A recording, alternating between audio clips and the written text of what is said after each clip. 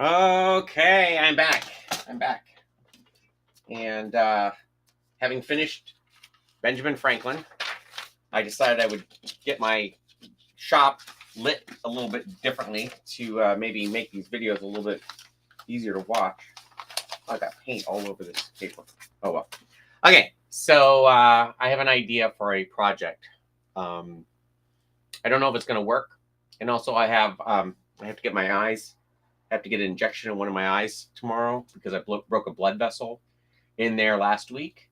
And so I may only get to the first part of the prototyping, but if it works, I'm going to finish this puppet and then probably put it up for sale. So we'll see how this goes.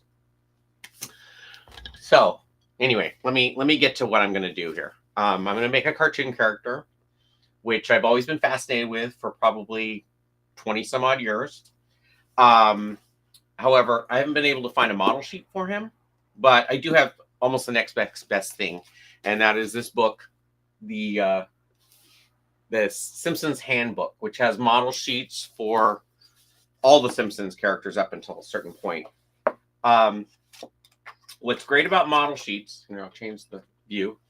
What's great about model sheets is they not only show you how to draw, the different character poses and all that stuff. You see the basic shapes that the characters are made from. So like Bart here. Come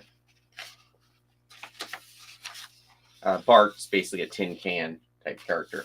And they talk about the different shapes that you need and the angles and whatnot. I'm not going to build Bart, but what I do have a character in here that's very similar to what I want to do, and that is Homer. And while it's pretty easy to see, what the shapes are for Homer, that's kind of where I need to start. And the idea I have is that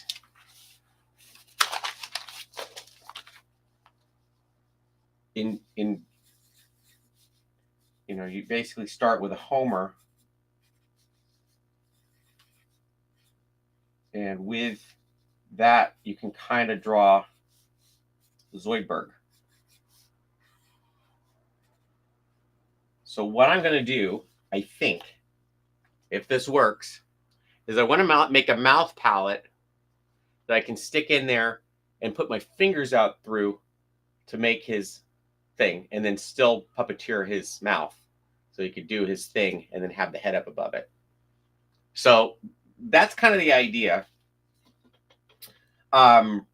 In seeing, basically how this is drawn, I know that I'm going to need half dome, which I know how to make that because of that pattern, which is available on my website, puppettroop.com, for free. And then a tube that kind of tapers down. And then there's also, from what I can tell from the pictures I've seen, there's a little bit of a semicircle here, which will be a smaller version of this. And then like a glove here and a regular mouth palette below that. So that's kind of what I want to build. And I guess we'll see how I do. The first thing is, and I can kind of start this now, is what did I do with it? Somewhere around here, maybe I threw it away.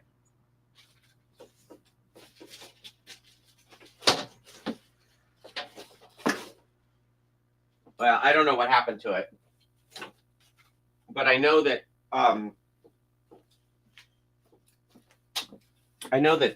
this, which is the regular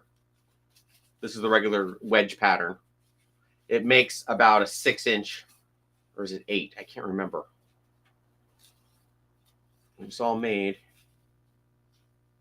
think it makes about an 8-inch half dome when you do 4 of these things. And I think I'm going to need about 7 or 8 for the top of his head, so I can start there. And if it's not quite right, which I think is going to be a little too big. Let's see, how big's my hand? See, I'm going to show you a little trick too that's kind of nice. Okay, so I really want it to be about 5 inches, I think. 5 inches around. Okay, so let me see if I can still remember how to do this. When I was in a newspaper,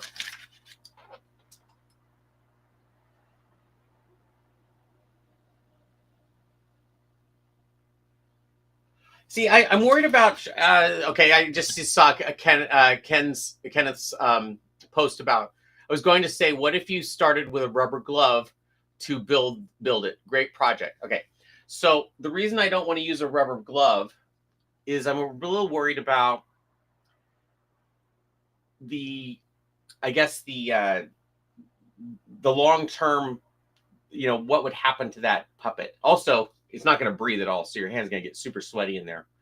I think all I really need to do is make the fingers from each knuckle down, and I also have to incorporate that into the mouth palette. And I'm not sure how the glues would work. I mean, it's a good idea. I mean, you can try anything you want, really.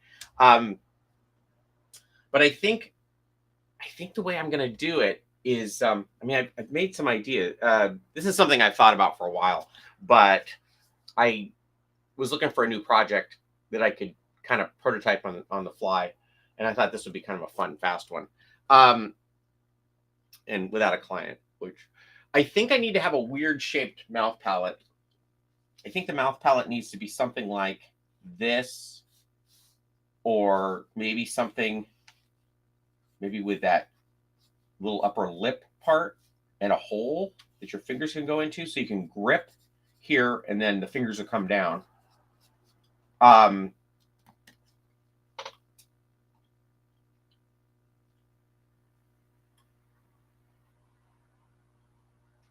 And I think that might be what the upper lip's going to look like. So I have the regular mouth palette that kind of goes back.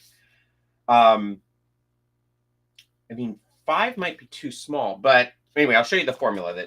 So there used to be this thing that we used to do in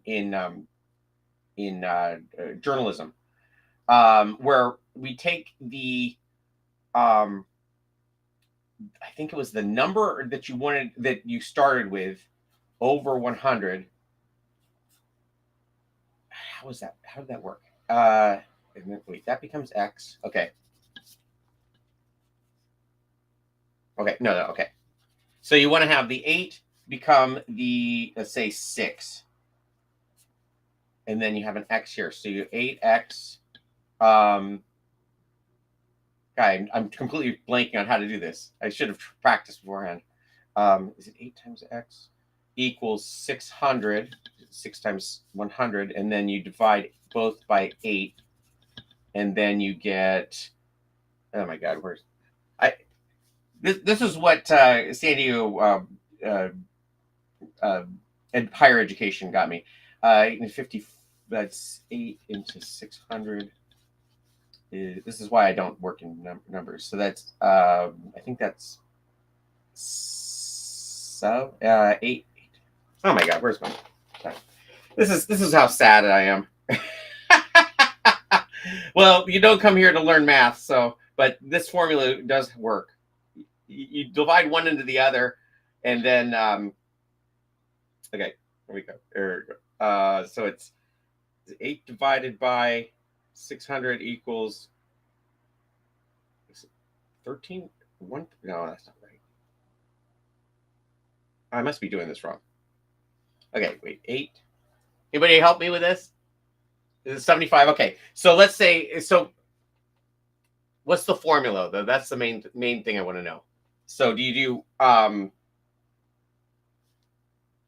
how this is helpful? Was helpful to me when I was doing it, and I can't remember how it was. We would get these pictures in from the journalism that would be 6 by 9, let's say, and then we had to fill it into a 2-column thing, which was I think it was 2.1. It was about 5 inches. It was the 2 columns, and so we'd have to get these weird things that we would have to give the percentage to the mimeograph place to give us the halftones, the size to put in the paper. So X equals 600 divided. Oh, so I was right. Okay, so that is the way. Though it is the way it works. Okay. Anyway, that was the way we would always do it. This is not going to be all that informational about this, but hopefully you'll figure out how to make Zoidberg from it. So what I'm going to do is I'm going to take that printout that I have for the wedge, and I'm going to print that out at 75%, and then I'm going to make a little wedge that's just a little bit smaller than this that I can make 4 of to make the top of his head. Maybe I'll make 5 or make 6 of them so I can also make the front lip of him, because I think that's going to be either a half or pretty close to a half. It might only be 1, but it's going to be a tube that's tapered at the bottom and a kind of a hole there for the mouth, and it's going to be a place for the upper lip. So that's what I'm going to make next. I don't know. Like I said, this is going to be a very weird project, and it may work, it may not.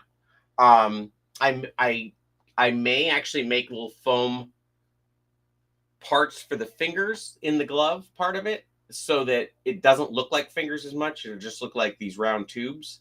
Because every one of these like stuffed animals or anything, I looked up last night to see if anybody had built a Zoidberg before, and what I found is that nobody's really articulated this way, and it seems like a really fun way to do. I think I did see a Folk Manus puppet that did Cthulhu or something like that had that sort of action, but I think it would work great, to be able to do that while you're talking with that puppet. So I am going to, because I have to use the same computer to print out that pattern, and I have to use a bandsaw, which I don't have a camera set up for. I'm going to do that and then probably eat some lunch, and then I'll come back a little bit later, probably in an hour or so, and I'm going to start prototyping this head. So we'll see if I can make this work. All right. See you later.